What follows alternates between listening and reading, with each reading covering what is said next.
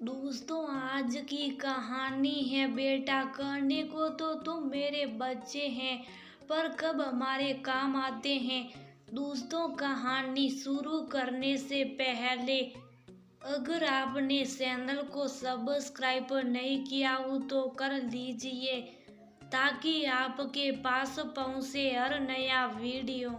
अब बस भी करो, सब मिलकर कितना खरी खोटी सुनाओगे उसे। मीना, चल जा बेटा, इन सब की बात दिल पर ना लेना, सब ऐसे ही हैं, क्या करो। कहते हुए अम्मा दमयंती देवी आंगन में रखे खाट पर बैठ गई। मीना चुपचाप जाकर रसोई में काम करने लगी। अम्मा, ये तुमने सही नहीं किया, इतना सिर से ढाकर रखने की क्या जरूरत है तो काम वाली ना, उसके लिए हमें ही डांट दिया।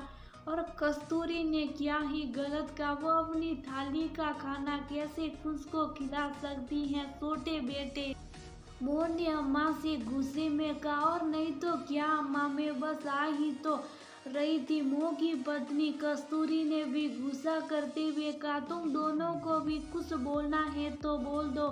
अपने बेड़े बेटे बहू की और मुखाती होकर अम्मा ने कहा, माँ क्या ही गलत कर रहे, सब जानती हो हम अपने बच्चों की परवरिश कैसे करते, इतनी हिफाजत से उनका ध्यान रखते। और मीना ने अपना जूठा उसे खिला दिया। बड़े बेटे ने भी थोड़े रोष में बोला, ठीक है बेटा, मीना से गलती हो गई, तुम लोग कब वापस जा रहे, अपनी तैयारी कर लो। और हाँ, भंडार से अपनी जरूरत के मुताबिक जो अनाज बांधना बांध कर लो जाना। और एक बात, इस बार जो खेत के पैसे आए वह तुम दोनों को नहीं दे सकती हूँ, तुम्हारे बाबूजी की दवाइयाँ मंगवाने के लिए मीना के बाबू को पैसे दे दिए थे। अम्मा एक लंबी दीर्घ श्वास ले बोली, हम कल सुबह की ट्रेन से निकल जाएंगे। बड़े बेटे ने कहा, मैं भी कल निकल जाऊंगा, सुबह सुबह हम दोनों को ऑफिस भी जाना। अम्मा तुम भी चलो हमारे साथ,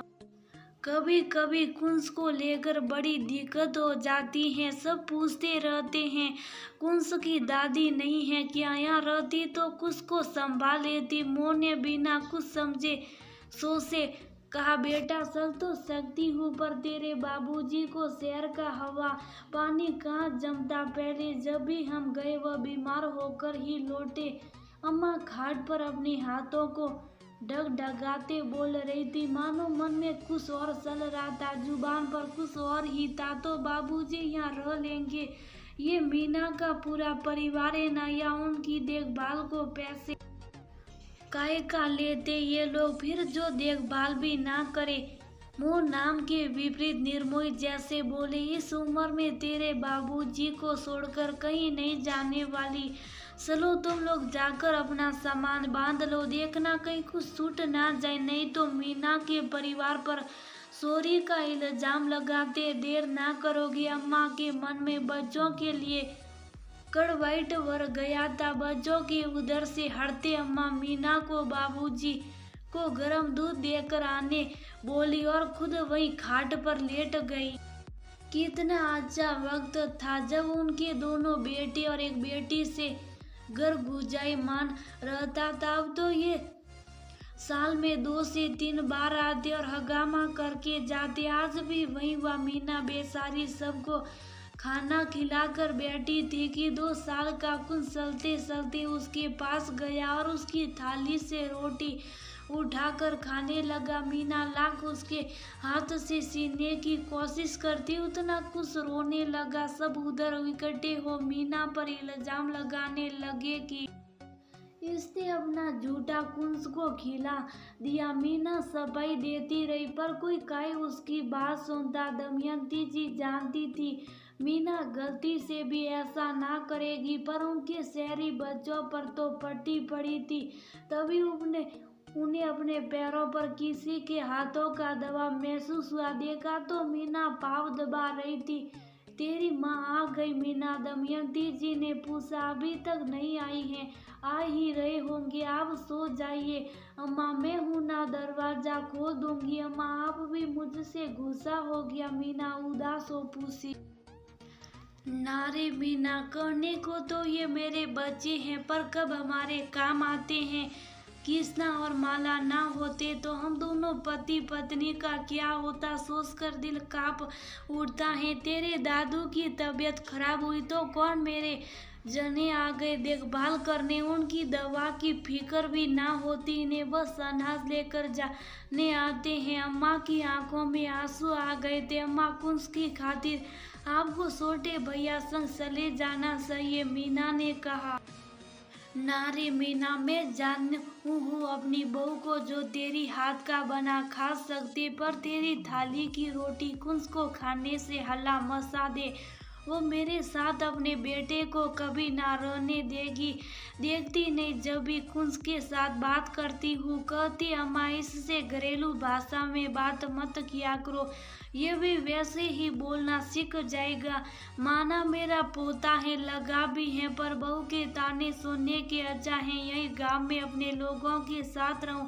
फिर तेरे दादू को अकेले छोड़कर कैसे जा सकती, अब तो जिंदगी का भरोसा नहीं है रे मीना, जब तक रहूंगी साथ ही रहूंगी। अम्मा आंखों पर हाथ धरे बोली, माँ हमसे इतनी नाराज हो जो कृष्णा के परिवार के साथ रहना मजबूर, पर हमारे साथ ही दोनों बेटे कब वहाँ। उनकी बातें सुनकर बोले अपने चेहरे पर से हाथ हटाते।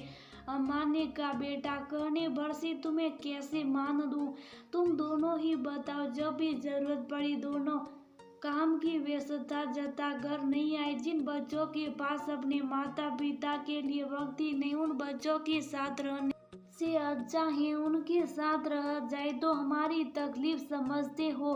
वो हमारे यहाँ तनख्वाह पर काम जरूर करते बेटा, पर मेरे लिए मेरे बच्चों से कम नहीं है। तुम लोगों ने मीना पर उंगली उठाते वक्त एक बार भी नहीं सोचा वो बच्ची तुम सबकी सेवा में लगी रहती, उनकी हाथ का खाना खा सकते हो, पर कुंस ने खुद रोटी ले लिया तो भी उस पर इल्जाम लगाते रहे। बेटा मैं बस यही कहूँगी, जब भी यहाँ ये सोच कर आना कि इस घर में कृष्णा का भी परिवार रहता तो मेरा अपना है। बेटा जो समय पर साथ देवे मान उसका ही होवे हैं, जो ये ना होते तो हम कैसे सब संभाल सकते। जरा सोच कर देखो, घर के दरवाजे पर खड़े कृष्णा और माला सामान का थैला थामे सदबद खड़े रह गए। गरीब के लिए अम्मा के मन में इतना प्रेम देख वह हाथ जोड़कर खड़े हो गए। मीना हमें माफ कर दे, सच में माँ बाबूजी के साथ तुम लोग रहते हो, हमें कोई हक नहीं जो यहाँ एक दो दिन के लिए आकर तुम्हें कुछ बोले। बड़े बेटे ने कहा, नहीं बड़े भैया ये तो आपका हक है, आप मेरी गलती पर डांट सकते। मैं कुंस बाबा का हाथ रोकती रही पर वह रोटी खा ली, हमें माफ कर दो। सच में मीना ने हाथ जोड़ लिए, कोई बात नहीं मीना, हमने कुछ ज्यादा कर दिया तुम्हें। अरे जब उसकी माँ ध्यान नहीं दे तो कोई भी रोटी खिलाएगा ही ना। मोह ने उसके जुड़ी हाथ पकड़ हटाते हुए कहा, अम्मा सब देख मनी मन खुश हो रही थी, चलो देर से सही, जब बेटे समझ गए तो बहुएं भी समझ ही जाएगी कि मीना और उसका परिवार इस घर के लिए क्या वो है, तभी हम यहाँ आराम से रह पाते, नहीं तो हर दिन की किस किस में शायद ना वो खुश रह सकती थी ना हम। बहुत जगह आज भी इस बात को तरस दिया जाता है कि काम करने वाले के साथ भेदभाव करते, पर जब वो आपके साथ रहते, आपके लिए खाना तक बनाते, फिर उनके हाथ से यह थाली लिए जाने पर हंगामा क्यों। ये कुछ लोगों की मानसिकता होती है जिसे बदला नहीं जा सकता, पर जो मजबूर होते वो हर हालत से समझौता कर जीना सीख जाते।